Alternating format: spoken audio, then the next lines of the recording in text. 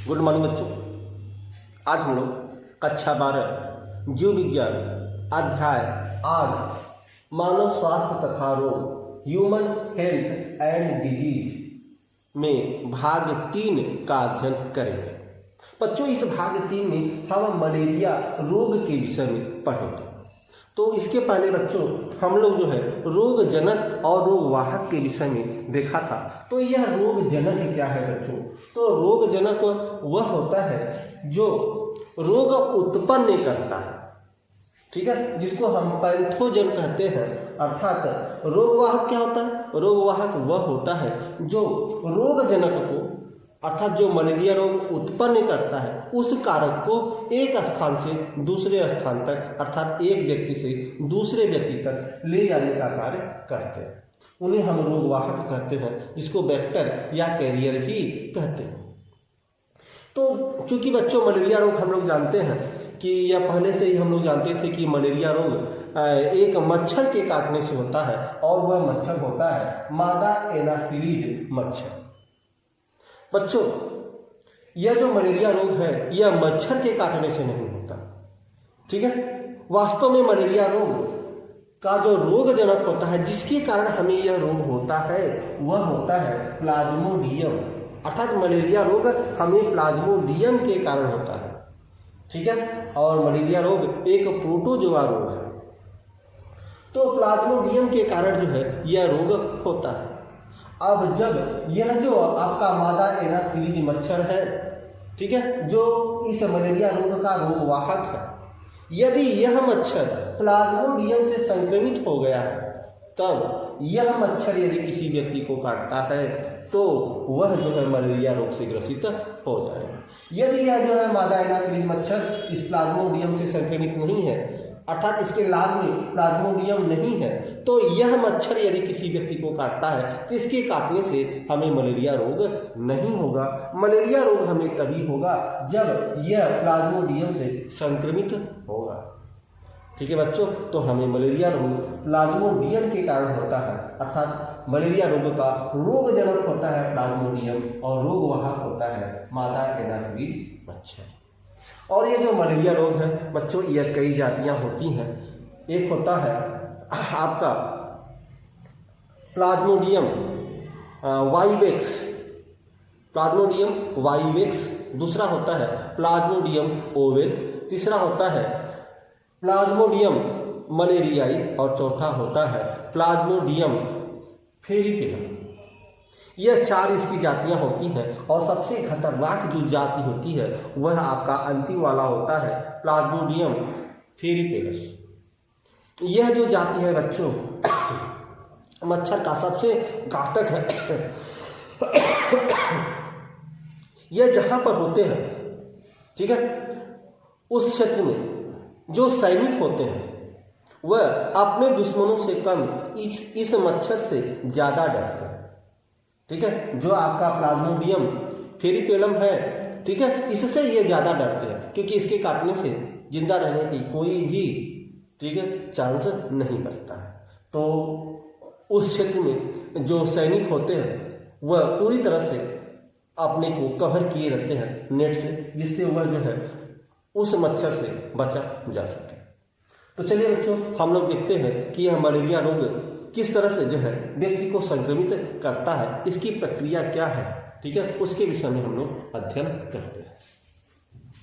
तो मलेरिया रोग बच्चों जो है यह जो मलेरिया रोग है जो है लार्वा है उसमें जो है अगर ये प्लाज्मोडियम पहुंच गया है इस मादा एनाफिलीज मच्छर के, तो यदि यह किसी व्यक्ति को काटता है तो वह वहां से सीधे चला जाता है उस व्यक्ति के लीवर, ठीक है, यकृत में चला जाता है और वहां पर जो आपकी कोशिकाएं होती हैं, जो इस तरह से आपकी कोशिकाएं होती हैं, वहां पर यह कोशिकाएं होती हैं तो वहां पर यह पहुंच जाते हैं और यहां पर पहुंचने के बाद जो आपका प्लाज्मोडियम है यह अपनी संख्या यहां पर बढ़ाने लगता है। अपनी संख्या अर्थात जो आपका लीवर है, ठीक है, यहाँ पर अपनी संख्या बढ़ाते हैं और यह जो कोशिका होती है इसको जो है कफर सेल बोलते हैं।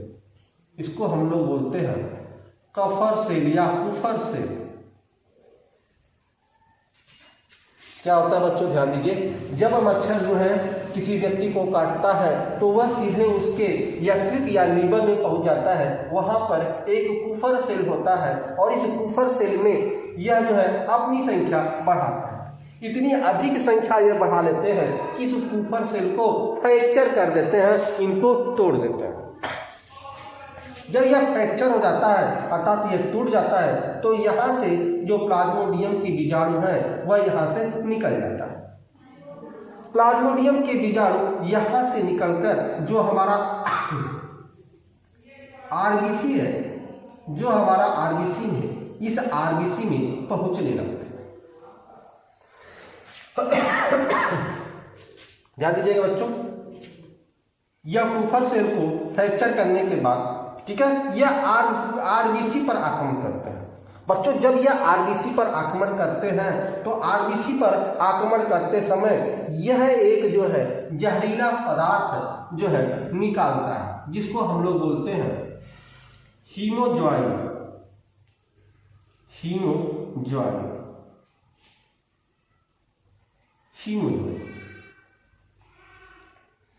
ध्यान रखिएगा बच्चों, जब आपका यह प्लाज्मोडियम के बीजाणु कुफर सेल को फ्रैक्चर करके, इनको तोड़ करके जब हमारे आरबीसी में प्रवेश करते हैं तो हमारे आरबीसी में प्रवेश करते समय यह एक जहरीला पदार्थ टॉक्सिन छोड़ते हैं, जिसको हम लोग बोलते हैं हीमोज्वाइन।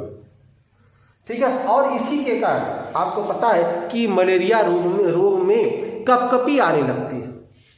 तो ध्यान रखिएगा बच्चों, जब मलेरिया रोग में कपकपी आने लगे तो समझ लीजिए कि जो आपका प्लाज्मोडियम के बीजाणु है वह कुफर सेल को फ्रैक्चर करके वह जो है आपके आरबीसी में प्रवेश करने का प्रयास कर रहा है। यह आरबीसी में जब प्रवेश करने लगता है तो एक जहरीला पदार्थ, एक टॉक्सिन छोड़ता है, जिसको हम लोग बोलते हैं हीमोज्वाइन। और इसी हीमोज्वाइन, इसी जो है विषैले पदार्थ के कारण हमारे शरीर में कपकपी आने लगती है मलेरिया रोग में।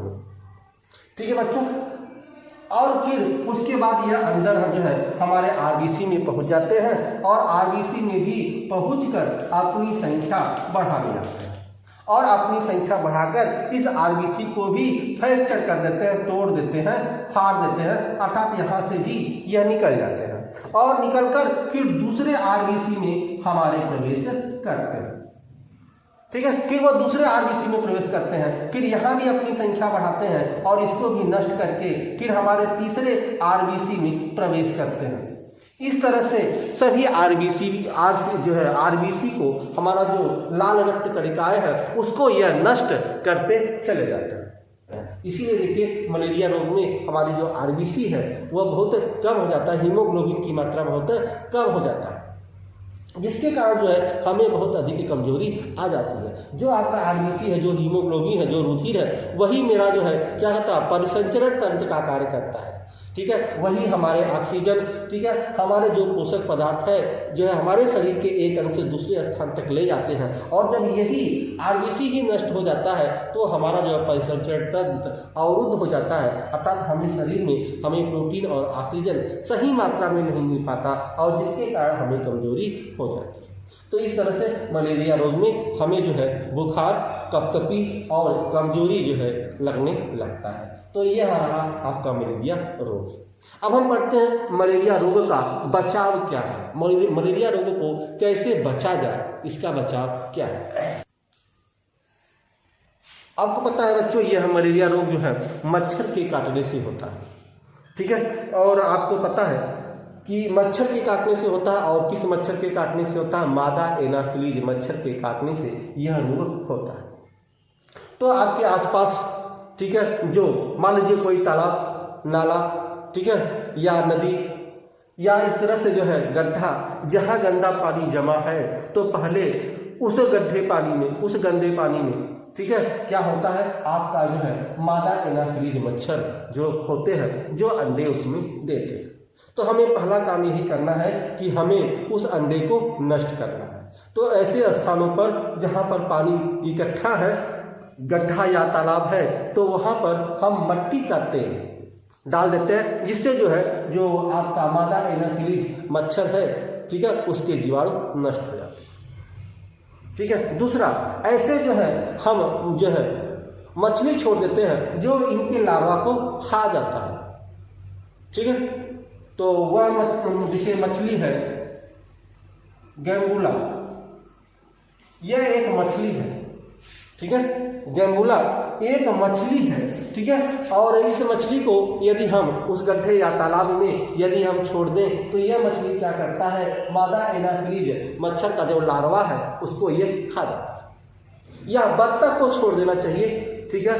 तालाब में बत्तख को छोड़ देना चाहिए, बत्तख भी इनके लार्वा को खा जाता है, ठीक है। तो इस तरह से जो है मच्छरों का जो लार्वा है उसको नष्ट करने के लिए हम मट्टी का तेल का यूज कर सकते हैं, हम जो है मछली का प्रयोग कर सकते हैं और हम बत्तख उसमें छोड़ सकते हैं जिससे उसके लार्वा को नष्ट किया जा सके। यदि आपके घर में कूलर है तो कूलर के पानी को भी 2 या 3 दिन के अंदर उस जो है कूलर के पानी को क्या करना चाहिए, बदल देना चाहिए, ठीक है। और मच्छरदानी का प्रयोग करना चाहिए, ठीक है। मच्छरदानी का प्रयोग करना चाहिए और बहुत से क्रीम, ठीक है, ऐसे ऑयल आए हुए हैं जो है जिससे मच्छरों से हम अपना सुरक्षा कर सकें, इस तरह से प्रयोग करना चाहिए।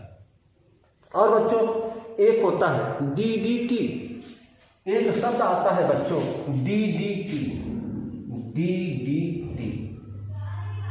यह DDT क्या है बच्चों, यह कीटनाशक दवा है DDT, ठीक है। अब इस समय भारत सरकार इस DDT को प्रतिबंधित कर दिया गया है, भारत में यह दवा अब नहीं बिकती। क्यों प्रतिबंधित कर दिया गया है, क्योंकि यह कीटनाशक है। पहले हमारे किसान जो है खेतों में, ठीक है, अपने फसलों को कीटों से बचाने के लिए इस कीटनाशक का प्रयोग करते थे DDT का। और बरसात के दिनों में क्या होता था, वह खेतों से तालाब में वह DDT का जो है चला जाता था। जो हमारे खेतों में जो हम DDT का प्रयोग करते थे बरसात के दिनों में, ठीक है, वह खेतों से निकलकर हमारे पोखरे या तालाब में यह चला जाता था, ठीक है। इसके जाने से जो वहाँ की मछलियाँ हैं, मछलियों में यह DDT चला जाता था। और जो पक्षी हैं, जो पक्षी इस मछलियों को खाते हैं तो मछलियों के खाने से उस पक्षी में भी यह DDT चला जाता है। जब पक्षी में यह DDT चला जाता है तो पक्षियों का जो कैल्शियम की व्यवस्था है उस कैल्शियम की व्यवस्था को यह गड़बड़ कर देते हैं, गड़बड़ा जाता है। और होता क्या है उससे कि जब पक्षी जो है अपना अंडा देते हैं तो आपको पता है जब पक्षी अंडा देते हैं तो आप अंडा देते समय देखे होंगे या उनके अंडा को देखे होंगे आप कि अंडा क्या होता है, यह ऊपरी जो आवरण होता है वह सफ़ेद रंग का जो है आवरण होता है। यह सफ़ेद आवरण जो है कैल्शियम कार्बोनेट का बना होता है। किसका बना होता है बच्चों, यह कैल्शियम कार्बोनेट का बना होता है। जो पक्षी का जो अंडा होता है जो उसका बाहरी आवरण होता है सफ़ेद रंग का, वह कैल्शियम कार्बोनेट का बना होता है। और चूंकि यह बहुत ही पतला हो जाता है, जैसे ही पक्षी यह अंडा देता है, ठीक है, यह कैल्शियम कार्बोनेट की जो परत होती है, जो सफ़ेद परत होती है, जो बाहरी जो है आवरण होता है वह फूट जाता है, जिससे पक्षी का जो क्या होता है विकास नहीं हो पाता। और आपने देखा होगा 2-3 साल पहले जो है पक्षियों की संख्या में बहुत अधिक गिरावट आई थी। तो पक्षियों में बहुत अधिक गिरावट आने का जो कारण था उसमें एक कारण DDT भी था। तो इस तरह से आज हमने मलेरिया रोग के विषय में अध्ययन कर लिया है कि मलेरिया रोग क्या है। आज इतना ही, आगे अगले रोग के विषय में हम पढ़ेंगे। तब तक के लिए बच्चों धन्यवाद।